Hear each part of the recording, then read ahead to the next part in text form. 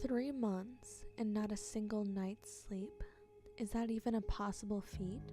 The record has been 11 days and 25 minutes for decades, held to this day by Randy Gardner. But sleep is not simply the act of falling unconscious at night. Sleep is so much more.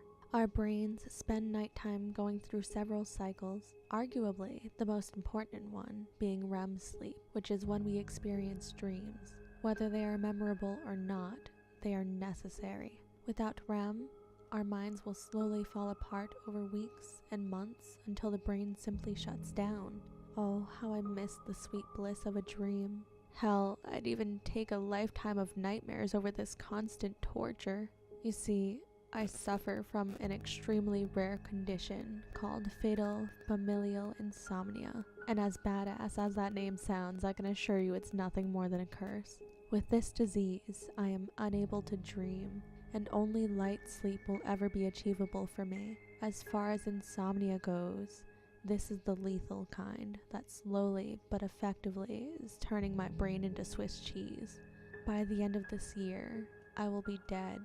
Spare me the pity, spare me the words of consolation. I've had a good life, and I've come to terms with my fate.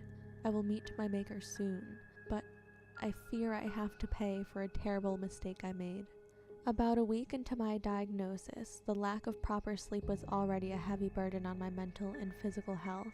In my peripheral vision, I started to see blurry figures moving around even when I was supposedly alone. Hallucinations was one of the main expectations from my disease, but they persisted even while I took my medication, meant to suppress the symptoms. I quit my job quickly after my diagnosis.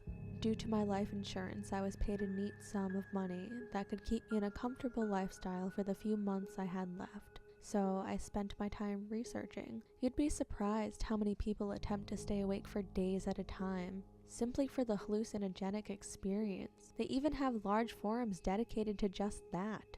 These forums is where I first learned about the shadow realms, dimensions of realities beyond our own world that we can only see as our minds break down. Robert Holes, one of the members, wrote, "Our minds are incredible creations that allow us to experience the world around us, enjoying the emotions provided by chemical interactions within our brain. We love, we learn, we live. Our minds also function as a filter, protecting us from things beyond our comprehension. But these filters deteriorate as we get tired, which is why we need to sleep. Without this nighttime habit, the walls between us and the shadow realm start to break down, and you can truly see everything that exists out there. Ever seen something standing by the foot of your bed just as you fall asleep, only for it to disappear when you wake up from the resulting surge of adrenaline? That's one of them, one of the shadow people.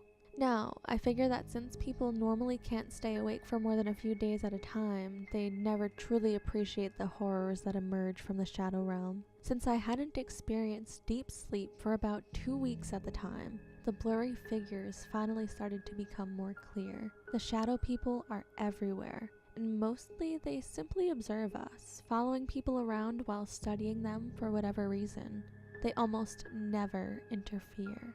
On the rare occasion that they do, however, nothing good happens. Times when people suddenly fall over dead in the street without a known cause, that's them. Since they were mostly just there, I didn't decide to follow them until 1 month into my diagnosis. I noticed one crossing the street, a tall, lanky shadow walking with slow but determined steps. I started to pursue due to morbid curiosity. What would it do? A man walked down the street, blissfully unaware of the shadow.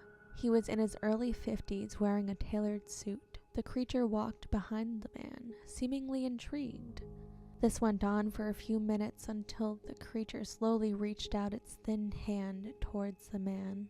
It touched him on his shoulder, softly, like a feather falling from the sky, and the man dropped to the ground while clutching his chest.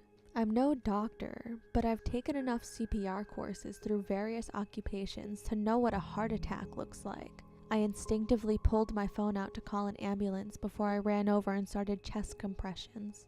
It felt like an eternity passed as I kept pushing down on his chest. The ribs cracked under the force of my hands while my muscles burned. When the ambulance finally arrived, I was drenched in sweat. The paramedics came running to bring the man into the ambulance. One of them took my name and number before jumping into the back and closed the doors. Just as he did, I got another glimpse of the man I had helped. There was something familiar about his face. By the time my surge of adrenaline wore off, the creature was already gone. A day later, the hospital called to thank me for my efforts.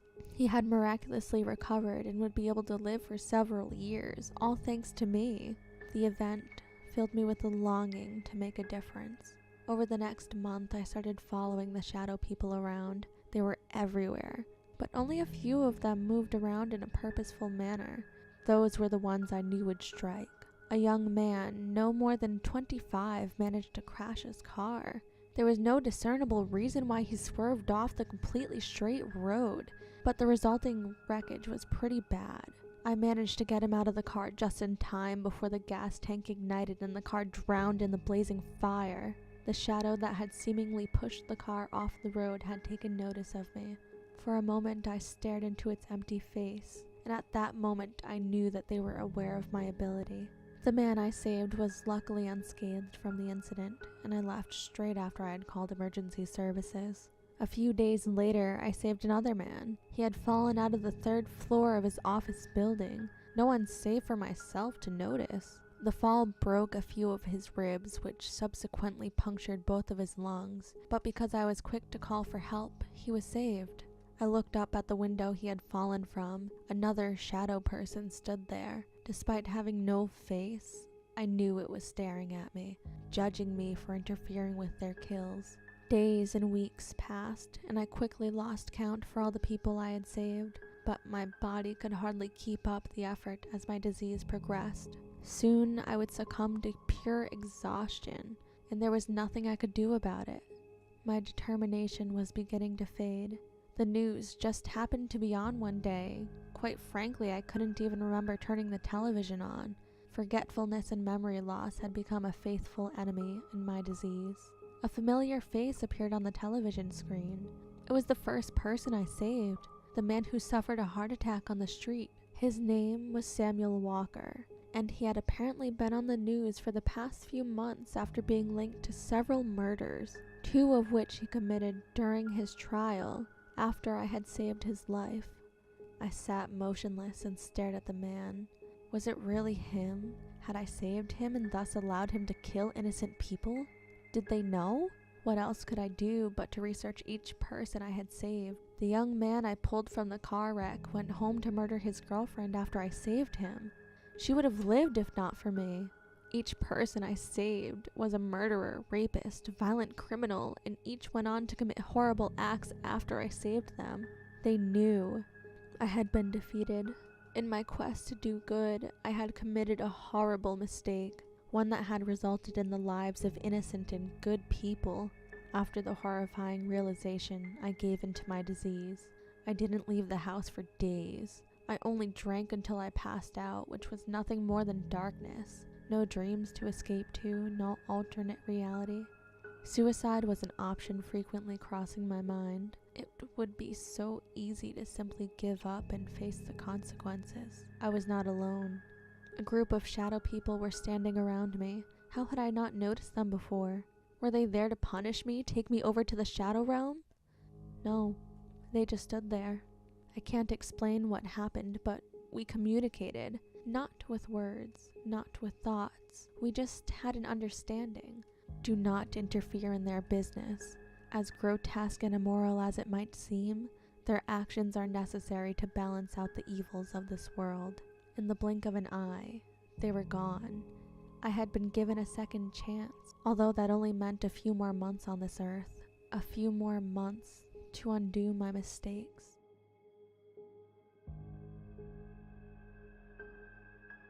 Thank you so much for listening. If you would like to support me and my channel, please consider subscribing.